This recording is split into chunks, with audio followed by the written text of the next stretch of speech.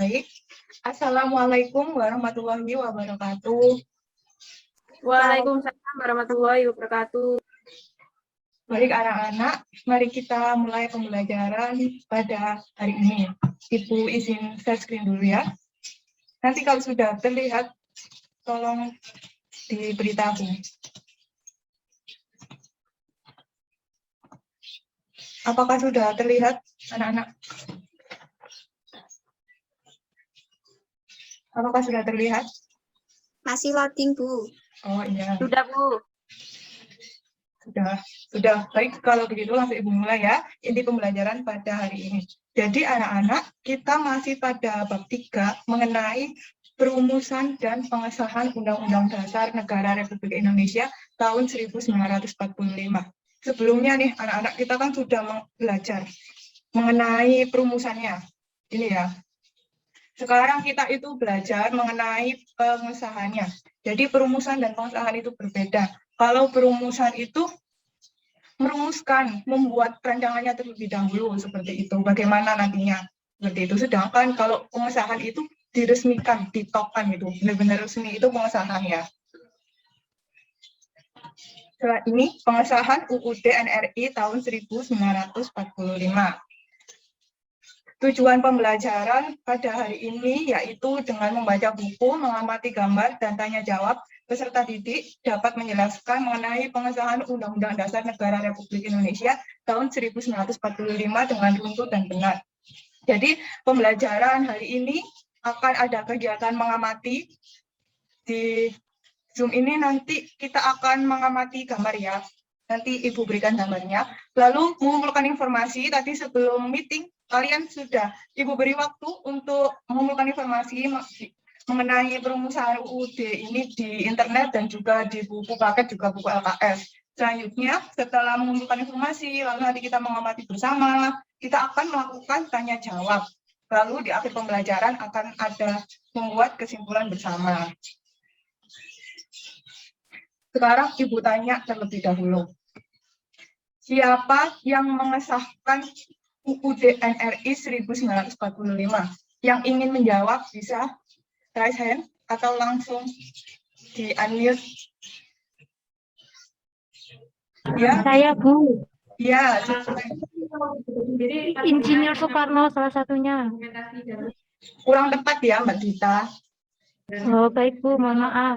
Ya, tidak apa-apa. Sudah bagus sekali, sudah berani menjawab. Ayo yang lain. Mbak Rina, ya silakan. BPUPKI. Salah, bukan BPUPKI ya anak-anak. Siapa yang benar? Mas Rino ini, presiden silakan.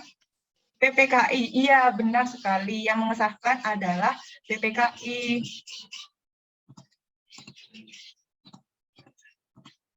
Nah, ini PPKI anak-anak, Panitia Persiapan Kemerdekaan Indonesia atau Dokuritsu Jumbi Inkai.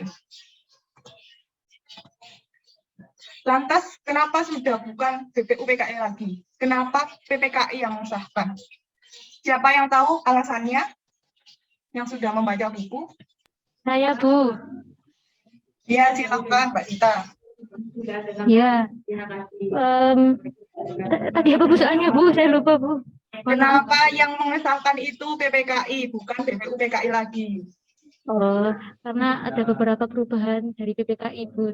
Sebelum disahkan oleh BPUPKI, setelah tanggal 18 Agustus itu ada perubahan dari PPKI, Bu. Itu yang saya tahu, Bu. Terima kasih. Oh, iya. Terima kasih ya, Mbak Dita, atas jawabannya. Ibu benarkan, jadi kenapa BPUPKI bukan yang mengesahkan, karena tugas BPUPKI itu sudah selesai anak-anak, jadi tugasnya itu cuma merumuskan saja sebelum merdeka, sedangkan yang bagian mengesahkan juga mempersiapkan negara Indonesia itu adalah PPKI-nya, begitu. Sekarang Ibu mengajak kalian bersama-sama mengamati gambar ini. Diamati 1 menit atau 2 menit gitu ya, cukup ya. Silakan diamati terlebih dahulu. Silakan, Ibu beri kesempatan bisa langsung on mic. Saya, Bu. Ya, silakan.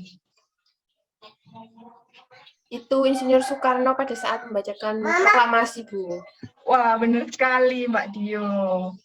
Jadi anak-anak benar ini kata Mbak Dio, ada sedang melakukan proklamasi kemerdekaan. Yang melakukan siapa nih anak-anak?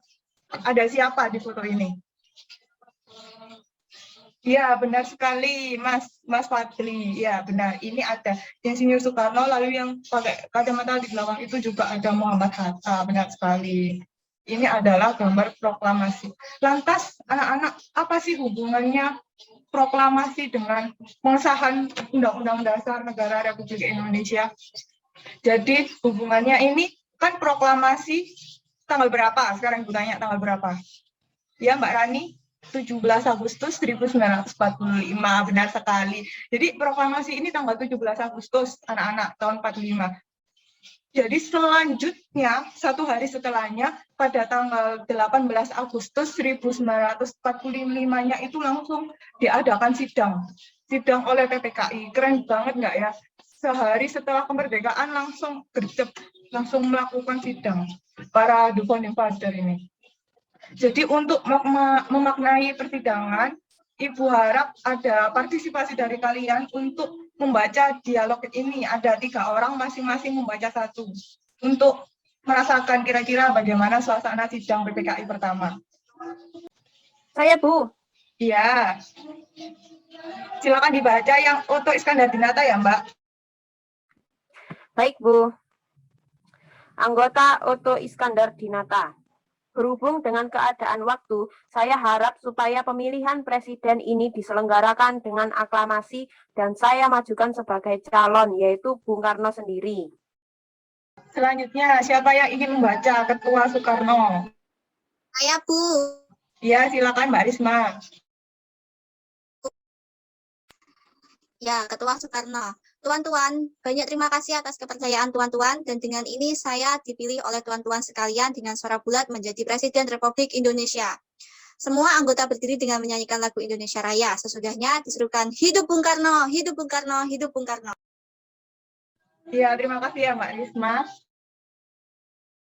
Selanjutnya, siapa yang ingin membacakan anggota untuk Iskandar Dinata lagi? Atau mungkin Mbak Rita lagi? Saya, Bu. Ya, silakan Mbak. Anggota Oto Iskandar Dinata. Pun untuk memilih wakil kepala negara Indonesia, saya usulkan cara yang baru ini dijalankan. Dan saya usulkan Bung Hatta menjadi wakil kepala negara Indonesia. Semua anggota berdiri dengan menyanyi lagu Indonesia Raya. Sesudahnya diserukan Hidup Bung Hatta, Bung Hatta, Bung Hatta. Ya, terima kasih ya untuk Mbak Rita dan juga Mbak Risma. Jadi anak-anak, begitulah kiranya suasana persidangan pertama PPKI ini. Jadi suasana persidangannya itu, kalau kalian kepo itu seperti kekeluargaan gitu. Terus juga rasanya itu sederhana, juga suasana sidang yang permufakatan. Next, kita akan belajar lebih detail apa aja sih yang disahkan pada sidang pertama PPKI ini. Nah, ini sidang pertama PPKI. Dalam sidang ini, tanggal 18 Agustus, yang tadi Ibu beritahu setelah kemerdekaan, sehari setelahnya langsung mengadakan sidang. Hasilnya itu ada 3 anak-anak. Yang pertama, mengesahkan UUD NRI 1945. Selanjutnya, menetapkan Insinyur Soekarno sebagai Presiden dan Muhammad Hatta sebagai Wakil Presiden Republik Indonesia. Jadi yang tadi, dialog tadi ya, untuk Iskandar Dinata dan juga Insinyur Soekarno itu suasana sidang pada saat penetapan Presiden dan juga Wakil Presiden kita. Ini dia fotonya, yang sebelah kiri adalah Insinyur Soekarno, sedangkan yang sebelah kanan adalah Muhammad Hatta. Next, yang ketiga, hasil sidangnya itu membentuk Komite Nasional Indonesia Pusat. Komite Nasional Indonesia Pusat itu adalah komite yang bertugas untuk membantu Presiden. Jadi anggotanya itu adalah pemuka dari berbagai bagian Indonesia. Anak-anak tugasnya itu untuk memberi masukan kepada Presiden. Tapi kita nggak fokus ke NIP dan juga penetapan Presidennya ya anak-anak. Kita fokusnya itu sidang pertama PPKI di mengesahkan UUD NRI 1945-nya.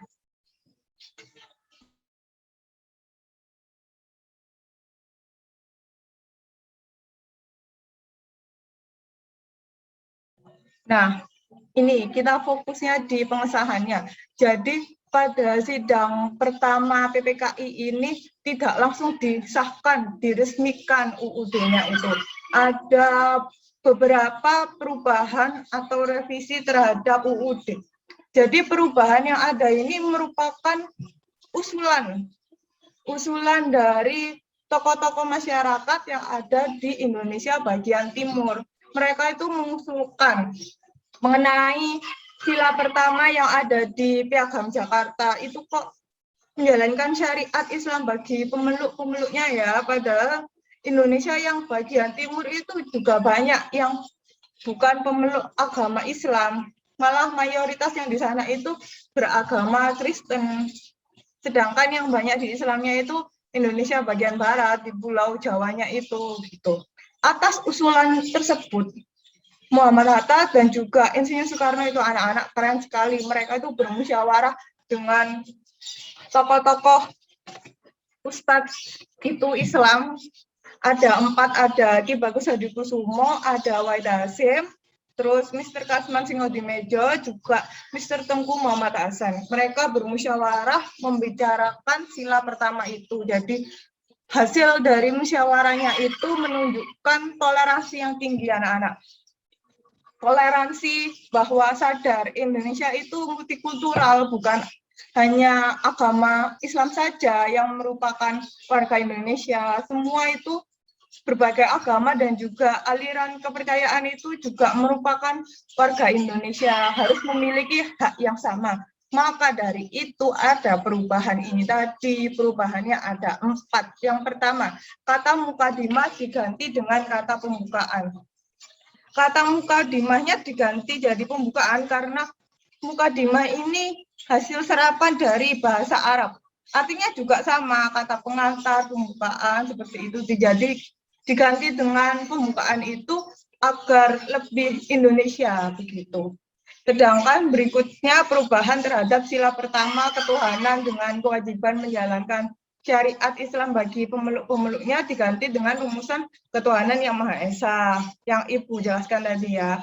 Lalu yang C, perubahan pasal 6 UUD yang berbunyi presiden ialah orang Indonesia asli yang beragama Islam menjadi presiden ialah Indonesia asli. Jadi mulai itu ya, hak-hak orang yang agamanya bukan Islam itu atau non-Muslim itu mulai dipertimbangkan bahwa sebenarnya semua orang itu bisa menjadi presiden. Yang menjadi presiden itu bukan hanya yang beragama Islam saja, seperti itu. Selanjutnya yang D, pada pasal 28 UUD 1945 yang berbunyi negara berdasar atas ketuhanan dengan kewajiban menjalankan syariat Islam bagi pemeluk-pemeluknya diganti menjadi pasal 29 UUD 1945 yang berbunyi negara berdasar atas ketuhanan yang Maha Esa. Jadi anak-anak pada revisi ini, pada perubahan UUD ini sebelum disahkan itu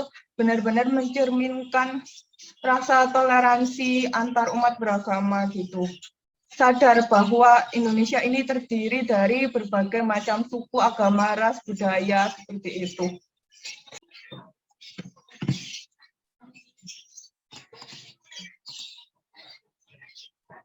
Sekian pembelajaran inti pada hari ini. Apa yang sudah Ibu jelaskan dan juga apa yang sudah kalian amati, apa yang sudah kalian baca, bisa menjadi bekal untuk diskusi pada hari ini. Ibu akhiri terlebih dahulu. Semoga yang sudah Ibu berikan ini menjadi pematik bagi kalian agar bisa semangat belajar. Sudah mulai kepo-kepo juga. Yang ingin bertanya, bisa bertanya sekarang mengenai materi ini, atau nanti apabila ingin bertanya melalui WA juga bisa bertanya pada Bu Nala. Baik, kalau sudah tidak ada pertanyaan, Ibu akhiri sampai di sini. Wassalamualaikum warahmatullahi wabarakatuh. Waalaikumsalam warahmatullahi wabarakatuh.